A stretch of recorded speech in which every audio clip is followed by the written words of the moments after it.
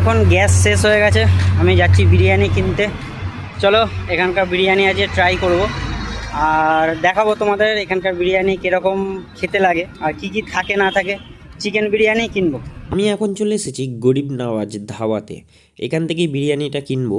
এখানে শুধু বিরিয়ানি নয়, এখানে কিন্তু অনেক কিছু মাংসের আইটেমও তৈরি হয়। আমাদের বিরিয়ানি রেডি হচ্ছে। এই সামনে যে ছোট ফয়েল প্যাকেটটা খালি দেখছো, এটা 90 টাকা। আর এই যে সামনে ভর্তিগুলো, এগুলো কিন্তু হচ্ছে 130 টাকা। এটা হচ্ছে রায়তা, এটা হচ্ছে স্যালাড, এই হচ্ছে বিরিয়ানি প্যাকেট।